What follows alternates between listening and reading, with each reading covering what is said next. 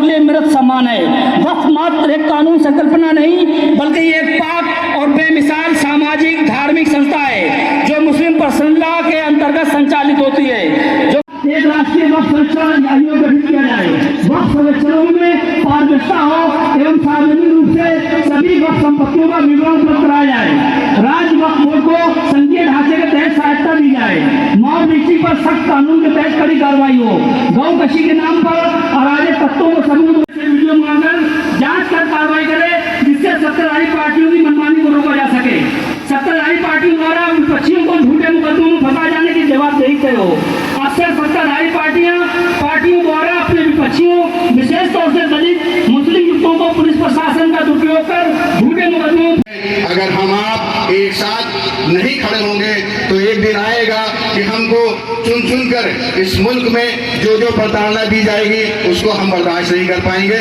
लिहाजा अपने वजूद को बचाने के लिए एक साथ आना है और एक साथ खड़े होना है। और हर वो जो सेना होती है उसके जो सैनिक होते हैं वो बहुत अहम है। हमारे साथ उलमा की भी टीम है, हमारे साथ लीडरों की भी टीम है, लेकिन हमें जरूरत है एक मजबूत सैनिकों की। और आप से उम्मीद करते हैं कि आप अपने अपने क्षेत्र में जाएं और मजबूती से इस सेना को बढ़ाएं और इतना बढ़ाएं कि ये मुल्क आपका हो और आप इस मुल्क के असली हकदार हैं और आप तक ये चीज पहुंचना चाहिए। मैं इसी के साथ, क्योंकि वक्त तंग है, हमारे साथ वक्ताओं की बड़ी टीम है, मैं सबका शुक्रिया अदा करता हूँ, खासतौर से आमिर साबरी साहब का और कुलदीप भार्गव साहब का, जिन्होंने मुझे अपनी मोहब्बत और इस स्टेज पे बुलाया और मुझे मौका दिया। मैं सबका शुक्रगुजार हूँ। खुदा हाफिज़ फी अमानिल्लाह। चांद को चांदनी और हमें और आपको जिंदगी अता की। जिस नाम से पुकारो वो सुनता है। आज यहाँ पर हम जमा हुए किसी के खिलाफ नहीं, किसी के धर्म के खिलाफ नहीं, बल्कि जुल्म और अत्याचार के खिलाफ। जुल्म करना गलत है, अत्याचार करना गलत है, तो जुल्म और अत्याचार को बर्दाश्त करना उससे ज़्यादा गलत है। वो कौमें जलील होती हैं, उन कौमों की कोई इज्जत नहीं होती है जो जालिम के सामने खड़े नहीं होते हैं। जितना पीछे हटिएगा उतना ये लोग आपको दौड़ाते रहेंगे और जितना इनके मुकाबले में आइएगा तो ये लोग पीछे हटते रहेंगे।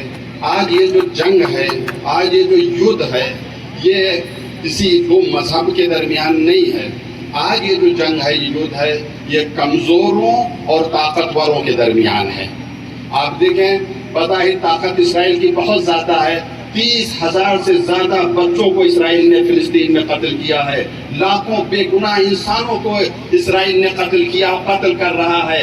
जितने हॉस्पिटल गज़ा में थे सबको इसराइल ने नाबूद कर दिया है, ख़त्म कर दिया है। और उसके बाद उसने ईरान के ऊपर हमला किया। आज सुबह इसराइल का जो सबसे पक्का और खबीस दोस्त है अमेरिका ने ईरान के ऊपर हमला किया, उसके एटमी पावर के ऊपर हमला किया। कह रहा था 2 हफ्ते बाद मैं फैसला करूंगा। कितना बड़ा धोखेबाज है, कितना बड़ा मक्कार है। आज उसने हमला किया, लेकिन दुनिया देखेगी एक दिन कि जालिम को शिकस्त मिलेगी और मजलूम को फतह मिलेगी। हमें डरने की जरूरत नहीं है, हमें घबराने की जरूरत नहीं है। हमारे पास सबसे बड़ी दौलत है जो हमसे कोई नहीं छीन सकता, वो हमारा ईमान है, वो हमारी शराफत है। हमें देखना सिर्फ ये है कि हमारे सीने में ज्यादा ताकत है या इनकी गोलियों में ज्यादा ताकत है। हिंदुस्तान जिंदाबाद। ये जो इत्तेहाद है, अगर इससे हमारे मुल्क को फायदा मिलेगा।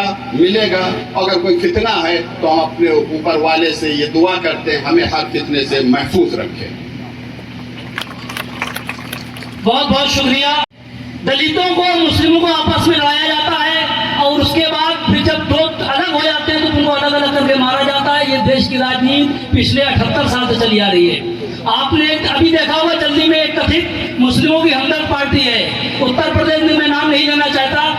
आपने देखा कि उन्होंने दलित सांसद को किस तरीके से बुलवाया और किस तरीके से उन पर जानलेवा हमले कराए। उसके बाद खुद महाराणा प्रताप सिंह की मूर्ति पर वो माल्यार्पण कर रहे हैं, पुष्प अर्पित कर रहे हैं। इससे ज्यादा बेगैरती और बेशर्मी की बात हो नहीं सकती है। दूसरे, आपने देखा अभी 2 दिन पहले उन्होंने अपनी प्रेस कॉन्फ्रेंस में कहा कि मैं मुस्लिमों के लिए खुलकर बोल नहीं सकता है। क्यों भाई, क्यों नहीं बोल सकते?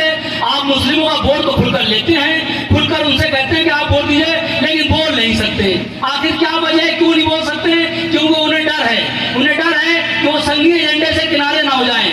आज इसी संघीय एजेंडे के लिए, संघीय एजेंडे के खिलाफ, संघीय एजेंडे के विरुद्ध हम यहाँ पर सब एकत्र हुए हैं, सब इकट्ठा हुए हैं। आज हमें यहाँ से एक बहुत बड़ा संदेश देना है कि दलित मुस्लिम कल भी भाई थे, आज भी भाई है और भविष्य में भी भाई रहेंगे।